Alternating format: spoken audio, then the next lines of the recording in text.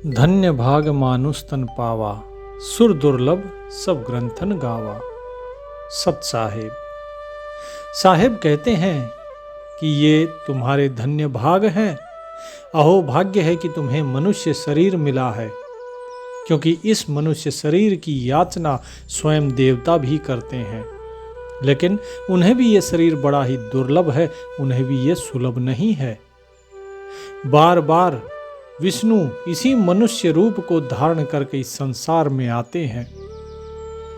तो इस मनुष्य शरीर की बड़ी महिमा बताई है संतों ने कि ये मनुष्य शरीर बड़े भाग्य से मिलता है, बड़े ऊंचे कर्म किए जाते हैं तब मनुष्य योनि प्राप्त होती है, अन्यथा ये 84 के चक्र में जीव भटकता रहता है।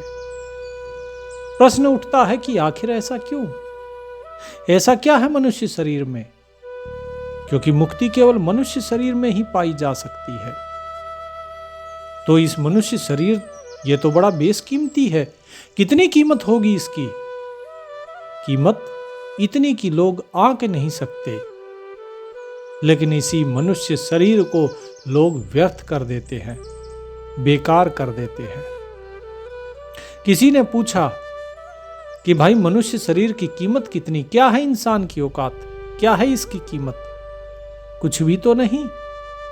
एक मिट्टी का पुतला है, लेकिन देखा जाए तो यही कीमती है, ऐसा संत कहते हैं। तो फिर ये मिट्टी का पुतला है कि ये कीमती है, और कीमती है तो कितना कीमती है? तो एक बार की बात है, एक पुत्र ने अपने पिता से पूछा कि पिताजी मनुष्य की क्या कीमत है? हम लोगों की, इंसानों की क्या कीमत है? उसके पिता ने कहा कि बेटा, मनुष्य को कीमत ये कोई नाप नहीं सकता है, इसका कोई पैमाना नहीं है कि किलो में नाप दें या रुपयों में नाप देना, क्योंकि कीमत श्वासों की होती है, और जिसकी जितनी श्वासें बची होती हैं उसी हिसाब से कीमत। बच्चे ने पूछा कि पिताजी हमें कैसे पता लगेगा कि श्वासें कितनी बची हैं? पिता ने कहा कि बात तो सही है। बोले फिर कैसे पता लगाएं कि मनुष्य की क्या कीमत है? तो उसके पिता ने कहा कि ठीक है।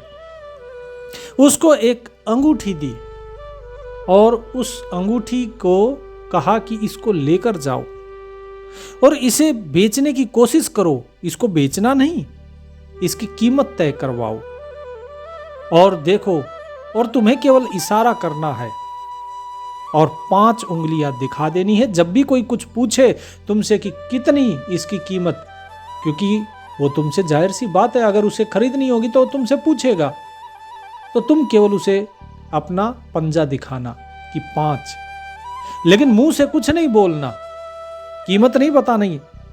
बोले पिताजी 5, बोले तो क्या 5000?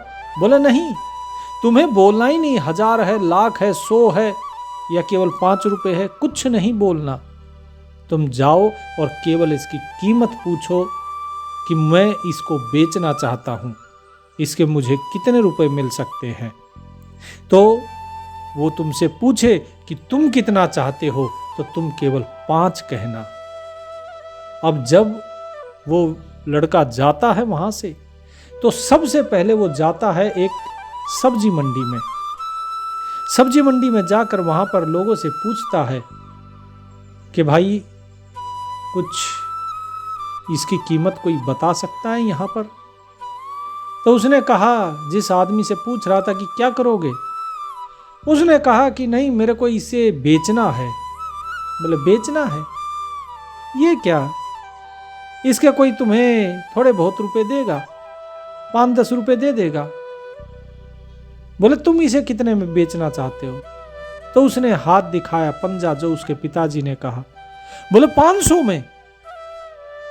बोले नहीं नहीं, इतनी कीमत में तो चलो ठीक है, तुम इसे 500 में देना चाहते हो, मैं ले लेता हूं। उसके बाद जो है वो वापस आता अपने पिताजी के पास और कहता है कि पिताजी मैंने इसका मूल्य लगवाया, मुझे इसकी अंगूठी का पता लग गया, ये 500 रुपए की है। बोले नहीं बेटे, इसकी कीमत 500 रुपए नहीं है, तुमने केवल एक व्यक्ति से पूछा है, फिर से जाओ इसकी कीमत लगवाओ। तो लड़का फिर से जाता है और इस बार जाता है एक होटल के बाहर खड़ा था वो। तो जब होटल के बाहर खड़ा था वहां से एक सेठ निकलता है। लड़का कहता है कि सेठ जी, मुझे अपनी ये अंगूठी बेचनी है, क्या कीमत दे सकते हैं इसकी? सेठ ने पूछा कितना? तो उसने कहा 5। उंगलियां दिखाई, 5 पंजा। बोले 5? क्या 5? 5,000? तो उसने कहा कि चलो ठीक है, मैं तुम्हें 5,000 इसके दे देता हूं, लाओ दो। बोले नहीं नहीं नहीं, मुझे इसका केवल दाम लगवाना था, मैं जानना चाहता था कि ये मैं कितने में बेचना जायज रहेगा। नहीं। सेठ ने देखा अंगूठी को, उसने कहा कि चलो ठीक है, मैं तुम्हें 6 दे देता हूं। बोले नहीं नहीं, मैं बेचूंगा नहीं। वो वापस भाग के आता है और कहता है पिताजी, ये तो कमाल हो गया, पहले जिस व्यक्ति ने कहा था 500 रुपये और अभी जिससे पूछ कर आया वो बोला कि 5,000, क्या मैं इसे 6,000 में लेने को तैयार हूं? उसके पिता ने कहा कि बेटा, ये इसकी सही कीमत नहीं है, जाओ फिर से और इसकी सही कीमत लगवा के लाओ। अब लड़का गया, उसने सोचा कि सारी जो महंगी वस्तुएं होती हैं सुनार के पास मिलते हैं, जितने हीरे जवाहरात सोना चांदी जो है सुनार के पास, वही इसकी सही कीमत मुझे बता सकता है। तो वो जाता है सुनार के पास, और जब सुनार के पास जाता है, पूछता है कि मुझे ये अंगूठी बेचनी है। तो वो पूछता है कि भाई कितने में बेचोगे? लड़का कहता है 5। और वो कहता है कि 5 लाख। उसने देखा अंगूठी को, अच्छे से परखा, बोले 5 लाख, चलो ठीक है, वैसे तो पुरानी है, कोई इतना कुछ खास है नहीं, पर मैं दे देता हूं इसके 5 लाख तुम्हें। बोले नहीं नहीं सेठ जी, मुझे नहीं बेचनी, आप दे दीजिए, मेरी अंगूठी दे दीजिए, 5 लाख। सेठ ने देखा कि हाँ इसके अंदर हीरा जड़ा हुआ है, बहुत महंगा है। बोले ठीक है, कोई बात नहीं, 1,500 ऊपर हो जाएगा, चलो 50,000 ऊपर कर देता हूं, अंगूठी दे दो। बोले नहीं नहीं नहीं, मुझे नहीं देनी। वो लेकर अंगूठी और वापस जाता है और जाके अपने पिताजी को कहता है कि मैंने इसका दाम इस बार जब सुनार से लगवाया तो उसने कहा कि इसकी कीमत 5 लाख से भी अधिक है। लेकिन ये ऐसा कैसे? तो उसके पिता ने उसे समझाया कि बेटा, जो कीमत होती है वो इस बात से नहीं लगाई जाती कि चीज क्या है, कीमत इस बात से लगाई जाती है कि वो बिक कहां रही है। तुम जब इसे सब्जी मंडी में लेकर खड़े हो जाओगे तो वहां पर तो लोग यही सब्जी सोचेंगे, अरे भाई भाजी की दुकानों पे ये बेच रहा है तो ऐसे ही कोई आम अंगूठी होगी। जब आप इसको किसी बढ़िया होटल के बाहर जब तुमने इसे बेचा तो लोगों ने सोचा कि बड़ा होटल है और यहाँ पे अगर है तो कीमत होगी, थोड़ा ठीक ठाक अंगूठी होगी। लेकिन जब तुम इसे जौहरी के पास लेके गए तब इसकी कीमत बढ़ गई। ठीक इसी प्रकार हम इंसानों का भी है। इंसान की कीमत होती है उसकी संगत से, वो किन लोगों के बीच में बैठता है। तुम अगर अच्छे लोगों के बीच में बैठोगे तो अगर अच्छे लोगों के बीच में बैठोगे तो अच्छे कहलाओगे, लेकिन यदि तुम बुरे लोगों के बीच में बैठोगे तो बुरे कहलाओगे। तुम्हारी कोई कीमत नहीं होगी, कोई कदर नहीं होगी। और यदि संतों के बीच में बैठोगे तो संत कहलाओगे। जैसे भेष में रहोगे वैसे ही तुम्हारी कीमत आकी जाएगी। यदि चाहो तो उदाहरण ले लो रावण का। ये जब रावण लंका का राजा है तो उसे राक्षस कहा जाता है, लेकिन वही रावण जब साधु का वेश धारण कर लेता है तो स्वयं सीता माता भी उन्हें दान देने के लिए लक्ष्मण रेखा पार कर जाती हैं। तो ये सब संगत का असर है कि तुम कहां हो और किस रूप में हो। लेकिन मनुष्य इस बात को समझ नहीं पाता कि मुझे किस समय कहां होना चाहिए। मेरा जीवन कितना निकल चुका है और इस जीवन को मैंने कहां कहां व्यतीत किया है, और जहां मैंने इस जीवन को व्यतीत किया है क्या वहां से मुझे कोई लाभ हुआ है। कबीर साहिब कहते हैं, कबीर सो धन संचिए जो आगे को होए, शीश चढ़ाए गाठरी ले जात न देखा कोई। कि उस धन का संचय करो जो तुम्हारे आगे काम आएगा, ना कि उसका जिसे कि तुम यहीं पर छोड़ कर जाओगे, और उसके बाद उस धन के लिए तुम्हारे अपने, जिन्हें तुम कहते हो ये मेरे अपने हैं, वो इससे लेकर लड़ेंगे। लोग मर जाते हैं, किसी पिता की मृत्यु हो जाती है या किसी की माँ की मृत्यु हो जाती है, तो संतानें पहले उनकी संपत्ति पे लड़ती हैं कि इसका ये था, इसकी इतनी जमीन है, ये मेरे हिस्से आएगी। अरे पहले उसका अंतिम संस्कार तो कर लो। तो लोग किन बातों पे लड़ते हैं, और फिर भी हम सोचते हैं कि नहीं, ये संसार मेरा है, और हम इसी संसार में अपना ये कीमती जो जीवन है ये व्यर्थ कर रहे हैं। तो इसीलिए कबीर साहिब ने कहा कि भाई इस जीवन को लगाना है जो कि बहुत ही कीमती है, जिसकी कीमत नहीं आंकी जा सकती। इसकी कीमत कोई सतगुरु जोहरी ही बता सकता है। यदि इसे संसार के सब्जी बाजार में यदि तुम व्यर्थ कर रहे हो तो आप मूर्ख हैं। इसीलिए हीरा गांठ में बांधने के बाद कभी हाट में नहीं खोलना चाहिए, बाजार में नहीं, उसे खोलना है तो जोहरी के सामने खोलो, ताकि उसका सही मूल्य लग सके। अर्थात जो मनुष्य जीवन है, इस मनुष्य जीवन का यदि सच्चा लक्ष्य, सच्ची कीमत जानना चाहते हो तो संतों के आगे खोलो, संतों के पास जाकर बैठो, ना कि संसार के सब्जी बाजार में। इस संसार के सब्जी बाजार में तो मोल भाव चलता है, यहां सही कीमत नहीं लगती है। यहां तो अपनी जरूरत के हिसाब से तुम्हारी कीमत लगाई जाती है। यदि चाय में मक्खी गिर जाती है तो मक्खी को नहीं फेंकते, बल्कि चाय को ही फेंक दिया जाता है। लेकिन वही मक्खी अगर घी में गिर जाए तो घी को नहीं फेंकते, फिर मक्खी को निकाल के फेंक दिया जाता है। ठीक इसी प्रकार यहां पर यदि कोई चीज तुमसे ज्यादा महत्वपूर्ण है और तुमने अगर कुछ गलती कर दी तो उस चीज को भुला देंगे, लेकिन तुम्हें लोग अपने पास बैठाएंगे। यदि तुमने कोई इस तरीके का काम किया जहां पर तुम्हारी जरूरत नहीं है और कोई गलती कर दी तो वहां से तुम्हें भगा दिया जाएगा। तो जब तक तुम उनकी स्वार्थ सिद्धि का जरिया बने हुए हो, तभी तक ये संसार तुम्हारा है, तभी तक ये तुम्हें प्रेम करता है। अन्यथा ये संसार तुम्हारा नहीं है, ये केवल तुम्हारे धन के पीछे और अपनी स्वार्थ सिद्धि के पीछे लगा हुआ है। और जो मूर्ख लोग होते हैं वो संसार की स्वार्थ सिद्धि करते करते अपने इस बहुमूल्य जीवन को नष्ट कर देते हैं। बहुत से लोग ऐसे हैं जो गुरु के पास जाते हैं, नामदान लेते हैं, और नामदान लेने के बाद किसी ने उन्हें कहा कि नहीं भाई ये नाम सही नहीं है, दूसरा नाम दिया है हमारे गुरु ने, वो नाम सही है। तो व्यक्ति के मन में शंका पैदा हो जाती है कि भाई क्या ये सही कह रहा है, उसे अपने गुरु पर भरोसा नहीं रहता। एक बार इसी प्रकार का एक शिष्य आता है और कहता है कि गुरुजी मुझे नामदान चाहिए। गुरु ने कहा कि ठीक है, आश्रम में रहो, सेवा करो, और जब तुम योग्य हो जाओगे, अधिकारी हो जाओगे, तुम्हें नामदान दिया जाएगा। उसने सेवा की, उसने लगभग 1 माह तक रहकर सेवा की, लेकिन धीरे धीरे सेवा करते करते वो पूछता रहता, गुरुजी नामदान कब मिलेगा? और गुरुजी भी कहते अब मिलेगा, तब मिलेगा, थोड़ा और सेवा करो तब मिलेगा।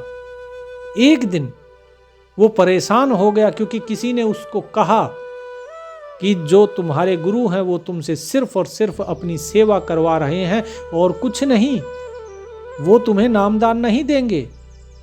यदि देना होता तो कब के दे चुके होते। हमारे गुरु को देखिए, हमारे गुरु तो तुरंत नामदान दे देते हैं, लेकिन वो जो नामदान देते हैं वो हम किसी को बता नहीं सकते। इसलिए माफ करना मित्र, हम तुम्हें वो नाम नहीं बता सकते, वो गुप्त है। अब ये वापस जाता है अपने गुरु के पास। चेला वापस गया अपने गुरु के पास और कहा, गुरुजी मुझे आज नामदान चाहिए। आप इस नामदान को दे नहीं रहे हैं, बल्कि मुझसे आप अपनी सेवा करवा रहे हैं। आप अपने वस्त्र धुलवाते हैं, आप आश्रम की मुझसे सफाई करवाते हैं। आश्रम आपका, वस्त्र आपका, सामान आपका, और सेवा करूं मैं? और उसके बदले में मुझे मिलता क्या है? केवल प्रतीक्षा और प्रतीक्षा। और आप कहते रहते हैं आज नामदान दूंगा, कल दूंगा, परसों दूंगा, तब दूंगा, कब दूंगा, पता ही नहीं कब देंगे। तो आज तो मुझे नामदान चाहिए, नहीं तो मैं जा रहा हूं।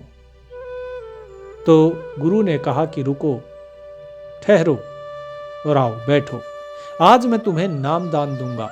लेकिन उसने शिष्य ने कहा कि जी मुझे नामदान तो चाहिए, लेकिन साथ ही साथ ये भी बता दूं कि मुझे नामदान चाहिए गुप्त वाला।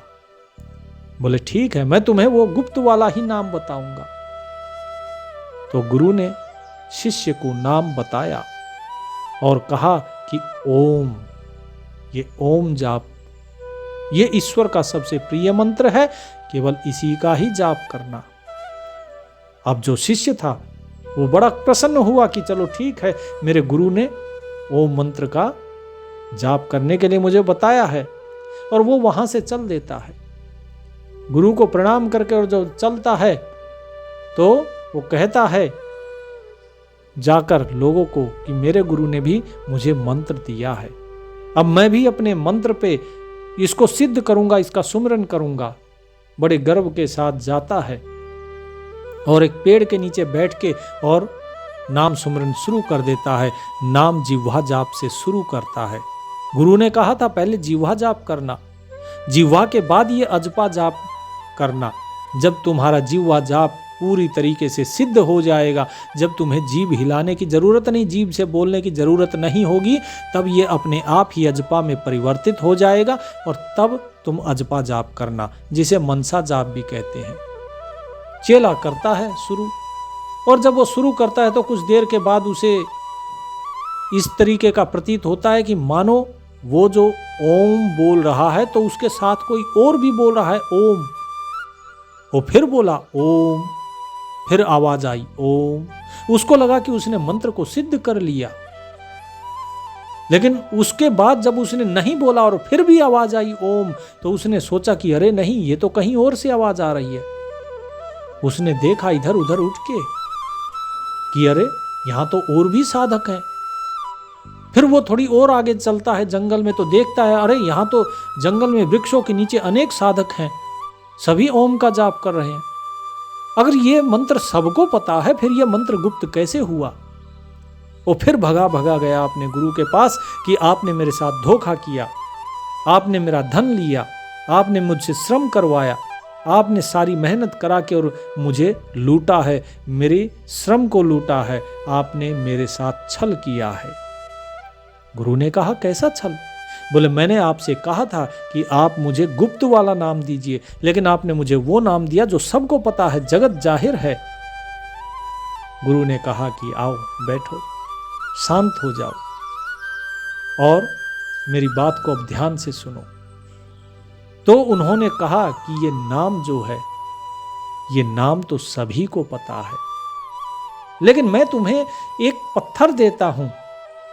और उस गुरु ने भी उसे एक पत्थर दिया और कहा कि ये पत्थर मुझे एक राजा ने दिया था, लेकिन ये बात तुम किसी को नहीं बताना और जाके इसका मोल भाव करके आओ, लेकिन ये किसी को बेचना नहीं। वो भी उस पत्थर को ले जाता है मोल भाव के लिए। एक दुकानदार के पास जाता है, वो कहता है इस पत्थर का मैं क्या करूं भाई, सर में मारूं क्या? बोले इसके जो भी रुपए देखो कितने दे सकते हो। बोले ये क्या, ये मेरे वजन करने के काम आ सकता है, देखो ये मेरे बाट के 1 किलो के जो बाट है इसके बराबर है, बस मैं तुम्हें इसके ज़्यादा नहीं, केवल थोड़े से रुपए दे सकता हूँ। बोले नहीं नहीं मुझे नहीं चाहिए, मेरा पत्थर वापस दो, इतने सस्ते में मैं नहीं बेचूंगा। धीरे धीरे वो इसी प्रकार फिर सेठों के पास जाता है, फिर कहीं और जाता है, एक वेश्या थी उसके पास भी जाता है। वो बोली कि इसका भला मेरे पास क्या काम, यहाँ तो केवल श्रृंगार की वस्तुएं चलती हैं और केवल धन, इस पत्थर का हम क्या करेंगे, जाओ किसी जौहरी को दिखाओ। तो वो जाता है, जौहरी को दिखाता है, तो जौहरी को पता लगता है कि अरे ये तो बड़ा ही दुर्लभ रत्न है। तो वो चाहता है कि किसी न किसी प्रकार से इसको मिल जाए। वो 1-2 जौहरी को और दिखाता है, तो सभी जौहरी धीरे धीरे भाव बढ़ाने लगते हैं। फिर सारे जौहरी एक ही दुकान पर इकट्ठा हो जाते हैं, सब चाहते हैं कि वो रत्न उसे मिल जाए, लेकिन वो वहाँ से अपना रत्न जो था वो शिष्य लेकर भाग जाता है कि मुझे नहीं बेचना आप लोगों को, आप सब छल करते हो। तो वो आके अपने गुरु के पास जब बैठता है और पूछता है, तो गुरु ने कहा कि देखो, इसका मूल्य सभी ने अलग अलग आंका, लेकिन जब तुम जौहरी के पास गए वहां पर इसका सबसे अधिक मूल्य था। तो नाम तो सभी के पास है, जिस प्रकार ये पत्थर तुमने सभी को दिखाया, इसी प्रकार नाम भी सभी को मिलता है, लेकिन उस नाम की जो कीमत है वो हर कोई नहीं समझ पाता, क्योंकि उस नाम का जो भेद है वो भेद नहीं पता है लोगों को। इस ओम मंत्र का भेद नहीं पता, और वो भेद ही गुप्त है। वास्तव में मंत्र तो सभी को पता है, जो नाम दिया जाता है वो सभी को पता है। इसी प्रकार जो भेद है वो भेद आप लोगों को भी समझना होगा। जो नाम आप लोगों को दिया गया है उस नाम का भेद समझना होगा, क्योंकि केवल नाम जाप करने से कुछ नहीं होता। क्योंकि कबीर साहिब बिल्कुल स्पष्ट कहते हैं, बिन देखे बिन अरस परस बिनु नाम लिए का होई, कि भाई जब तक तुम उसे जांचोगे परखोगे नहीं नाम को, जब तक तुम देखते नहीं उस नाम को, तो उस नाम को खाली रटने से कोई लाभ नहीं होगा। जब तक तुम उसका भाव नहीं समझोगे, जब तक तुम उसका भेद नहीं समझोगे नाम का, तो केवल और केवल तुम तोता रटंत कर रहे हो।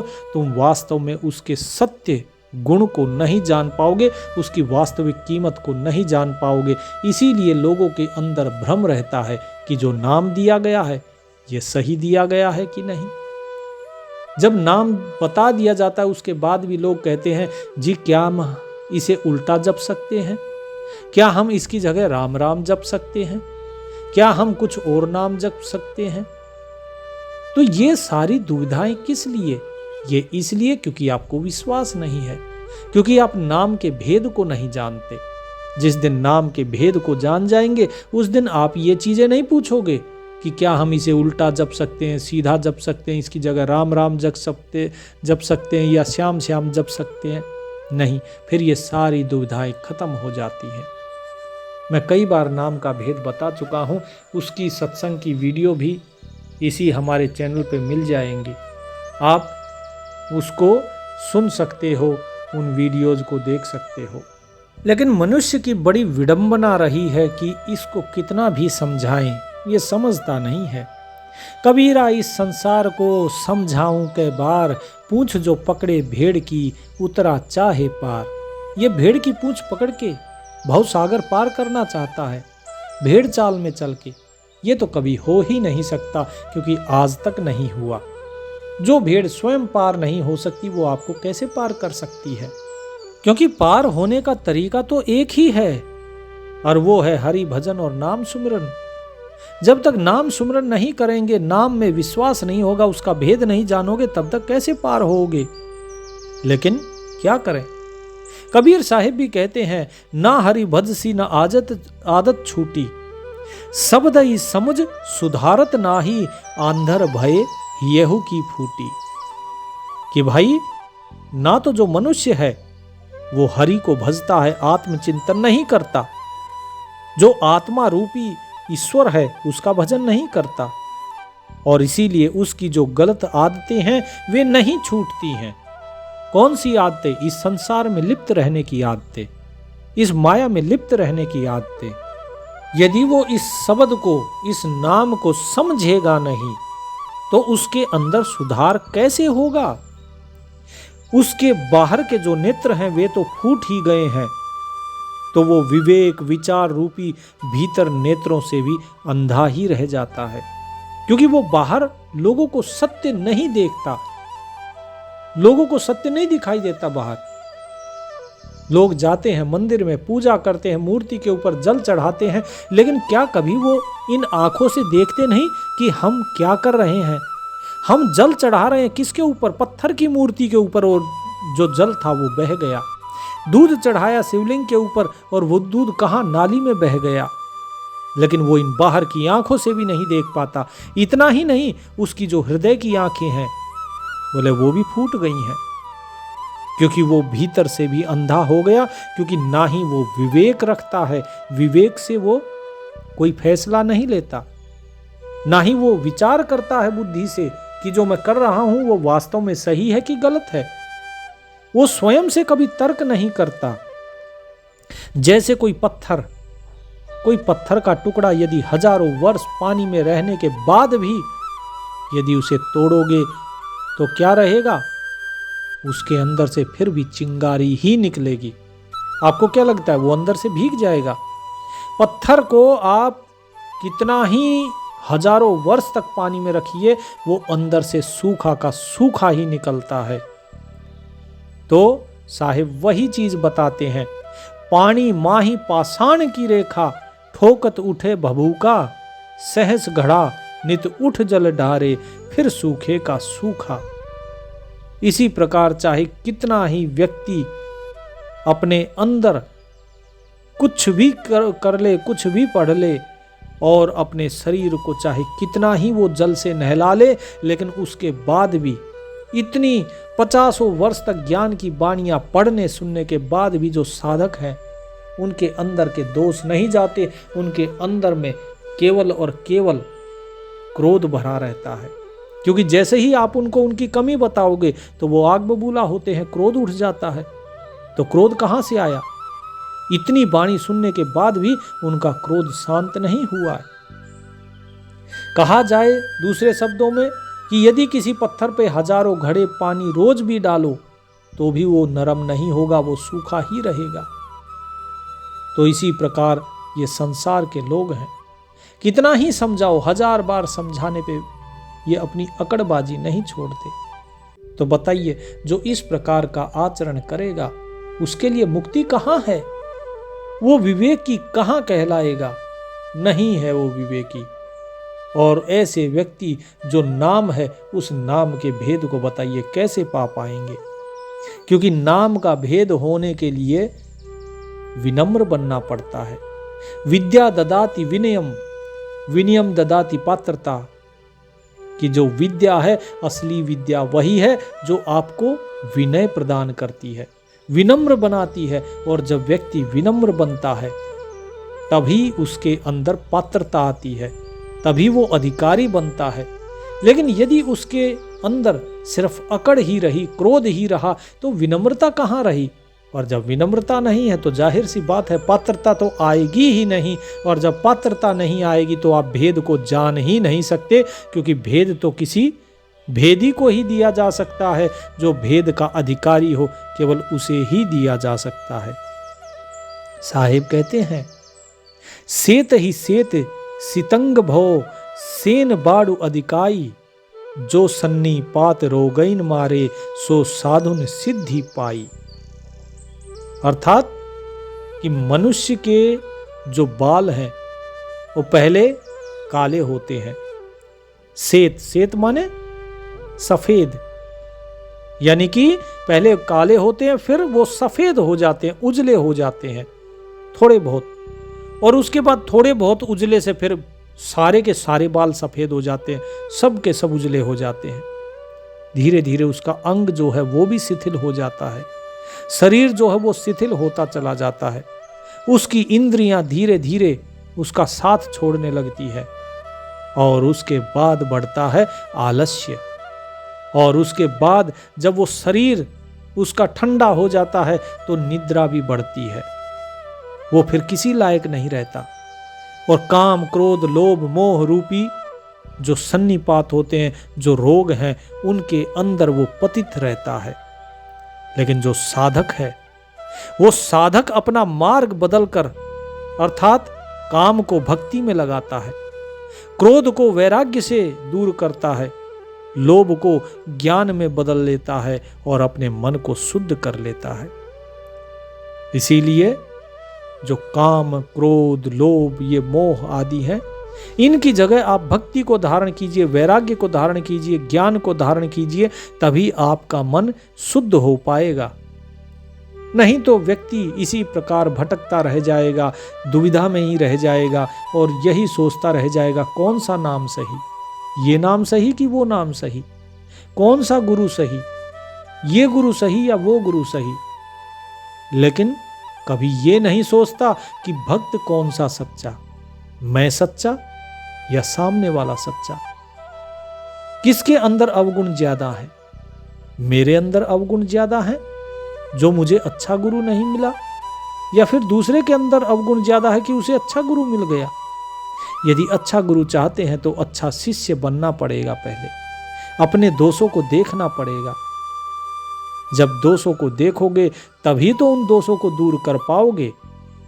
लेकिन जब तक दोष सुन के व्यक्ति गुस्सा करेगा, आग बबूला होगा, ईर्ष्या करेगा, चिढ़ जाएगा, तब तक समझ लो कि उसके भविष्य अंधकारमय है, उसके भाग्य में अभी कल्याण होना लिखा नहीं है। क्योंकि जब तक मनुष्य गुस्सा करेगा वो अपने जो गलती है उसको स्वीकार नहीं कर रहा, और जब तक स्वीकार नहीं करेगा तो वो उसे सुधारेगा नहीं। तो सुधारने के लिए पहले स्वीकार तो करना पड़ेगा ना। तो साहिब कहते हैं आगे कि अनहद कहत कहत जग बिन से, अनहद सृष्टि समानी, निकट पयाना यमपुर धावे बोले एक बानी। कि जो अनहद की बात होती है कि अनहद है, वो मालिक अनहद है। नाम जो है बोले अनहद नाम बोलते हैं ना। साहिब भी अपनी वाणी में बोलते हैं, जाप मरे अजपाद मरे, अनहद भी मर जाए। कई लोग बोलते हैं अनहद हु मर जाए। तो हु का मतलब लोग कई जगह कहते हैं अहंकार। ऐसा नहीं है, बिल्कुल स्पष्ट है कि जो जिह्वा का जाप करता है व्यक्ति वो भी मरेगा, जो अजपा जाप करता है वो भी, जो अनहद का जाप करता है वो भी मरेगा। अनहद माने जिसकी कोई हद नहीं। और कौन है वो अनहद? ये मन भी है। मन की भी कोई हद नहीं है। कोई अगर ये सोचे कि मन की हद है, ना, मन की कोई हद नहीं है। मन कुछ भी कल्पना कर सकता है। आज यहाँ है, कल कहीं है। ये सारा संसार ये मन की कल्पना से है। नित्य प्रतिदिन जो विचार उठते रहते हैं इस मन के कारण है। आशाएं, कल्पनाएं, व्यक्ति मर जाता है, लेकिन ये आशाएं, ये तृष्णा ये नहीं खत्म होती। माया मरी न मन मरा, मर मर गए शरीर, आशा तृष्णा ना मरी, यूं कह गए कबीर। कि आशा तृष्णा खत्म नहीं होती है। कितने ही ये संसार के लोग शरीर त्याग कर चले गए, ना ये मन मरा और ना ये माया मरी, क्योंकि इसका कोई अंत है ही नहीं, इसकी कोई हद नहीं है। इसीलिए ये भी अनहद है। और साहिब यही कहते हैं कि अनहद कहत कहत जग बिन से, कि उस अनहद को बोलते बोलते ये सारा जगत जो है ये नाश की तरफ भागता है, अपने पतन की ओर भाग रहा है। क्योंकि जो अनहद है, अनहद सृष्टि समानी, कि वो कि अनहद इसी सृष्टि में ही है। जो वास्तविक अनहद है ना, वो इस सृष्टि के अंदर ही समाया हुआ है। और जिस नाम को आप अनहद कहते हो वो नाम तो इस सृष्टि में ही रह जाएगा, लेकिन हम तो सृष्टि नहीं है ना, हम इस सृष्टि से परे हैं। तो आप जिस अनहद की बात करते वो तो सृष्टि में ही रह गया, और सृष्टि नाशवान है तो आपका अनहद भी नाशवान है। लेकिन साहिब जो कहते हैं कि अनहद कहत कहत जग बिन से, अनहद सृष्टि समानी, निकट पयाना यमपुर धावे बोले एक बानी। कि जैसा हम बोलते हैं, मनुष्य जो ज्ञान का वर्णन करता है ना, वैसा आचरण करता नहीं है, और इसी कारण वो क्या है, वो पतन की ओर अग्रसर हो रहा है। क्योंकि ज्ञान के सीमातीत जो स्रोत सृष्टि सत्ता में तो है ही नहीं। ठीक है, क्योंकि मौत के निकट पहुंचकर जो मनुष्य है वो अहंकार पूर्ण बातें ही करता रहता है। वो मृत्यु निकट आ जाती है, फिर भी उसके अंदर जो अहंकार है वो समाप्त नहीं होता। क्या फायदा इतने ज्ञान पढ़ने का फिर? क्योंकि ज्ञान जो है वो ज्ञान सिर्फ बका, लेकिन सुना नहीं। जिसको कहा ना अभी मैंने, सीमातीत, यानी कि जो सीमाओं से परे है, ज्ञान के सीमाओं से परे। बोले जो स्रोत यानी सुनना, सृष्टि सत्ता में ही तो है।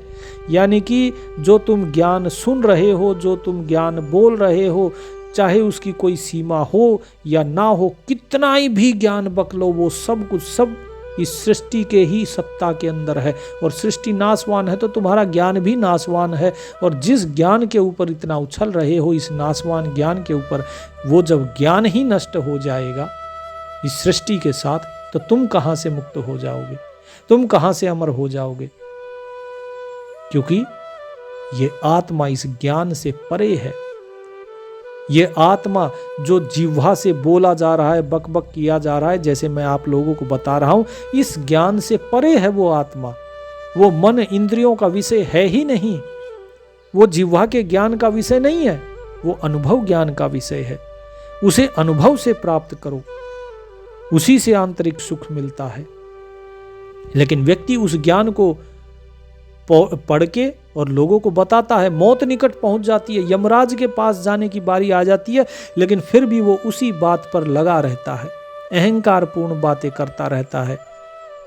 लेकिन साहिब कहते हैं, सतगुरु मिले बहुत सुख लहिए, सतगुरु शब्द सुधारें, कहें कबीर ते सदा सुखी हैं, जो यह पद ही विचारे। कि जिस प्रकार जो पारस है उसकी कीमत कौन बताएगा? जौहरी। जो हीरा है उसकी कीमत कौन लगाएगा? जौहरी। तो यदि आपको सतगुरु रूपी जौहरी मिल जाएंगे तो वो आपके इस शब्द को सुधार देंगे। यानी कि जो नाम अभी आप जप रहे हैं, जो ज्ञान आप बोल रहे हैं, वो इस ज्ञान को सुधार देंगे। अगर सच्चे सतगुरु मिल जाएं तो उनके सदुपदेश जो होंगे, उन सदुपदेशों के द्वारा आंतरिक सुख प्राप्त हो सकता है। आंतरिक सुख किसका है? मन का नहीं, आत्मा का।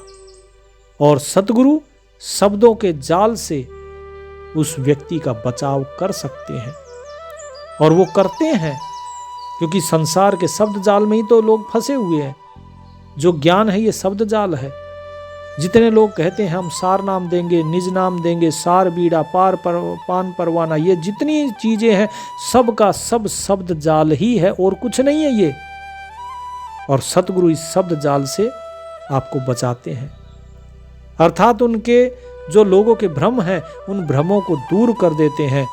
और जो इस पद का निर्णय करके स्वयं को आचरण में, जो स्वयं का आचरण है ना आपका, अहंकार वाला नहीं, अहंकार वाले आचरण की जगह नम्रता का आचरण अगर करेंगे, दास भाव में अगर आप आएंगे, तो फिर सदैव के लिए सुखी हो जाओगे। क्योंकि सबसे पहली शर्त ही यही है ज्ञान के लिए, विनम्रता। जब विनम्रता होगी तभी आपको पात्रता मिलेगी, और जब पात्रता होगी, अधिकारी बनोगे, तभी वास्तव में सतगुरु आपको वो सच्चा ज्ञान और सच्चा नाम देंगे। नहीं तो फिर इस संसार में आप अहंकार को लेके भटकते रहिए, मैं करते रहिए, और ये मैं यही माया है। तो आप ये सोचते हैं हमें ज्ञान है, ये ज्ञान नहीं, ये माया है। इसी को कहते हैं झीनी माया। इसमें बड़े बड़े फंस गए। मोटी माया सब तजी, झीनी तजी न जाए, पीर पैगंबर ओलिया, झीनी सबको खाए। ये झीनी माया सबको खा जाती है। आप छोड़ दीजिए इस अहंकार को। आपको कुछ आता है, इस चीज को भूल जाइए। गुरु के पास जाते हैं, गुरु ने कुछ अगर आपको बताया है वो काम कर दीजिए। अहंकार नहीं करना। आदमी अहंकार ही कर बैठता है और वहीं फंसता है। वो स्वयं को बुद्धिमान समझ लेता है और वहीं फंस जाता है। तो इसीलिए इन चीज़ों से दूर हो जाइए, तभी आपका कल्याण और आपका शुभ होगा। सत साहिब।